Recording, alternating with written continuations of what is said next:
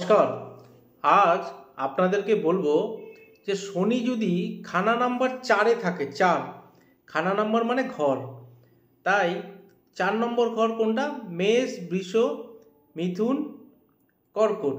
তার মানে মেষ, বৃষ, মিথুন, কর্কট। যদি কর্কটে আপনার স্যাটার্ন থাকে তাহলে লাল কিতাব অনুযায়ী কী রেজাল্ট দিতে পারে?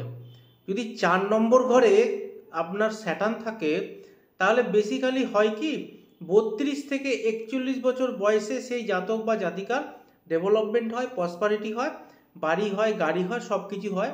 কিন্তু বেসিক্যালি 4th হাউসে যখন স্যাটার্ন থাকে তারা যদি সোশ্যাল মিডিয়ায় পোস্টিং বেশি করে শো অফ বেশি করে ফেসবুক, ইনস্টাগ্রামে যদি নিয়মিত নিজের মুখ দেখায় তাহলে কিন্তু তার ভাগ্যের উন্নতি বন্ধ হবে। তাই জন্য যাদের খানা নম্বর 4-এ শনি বসে রয়েছে তারা সোশ্যাল অ্যাক্টিভিটি কম করবেন।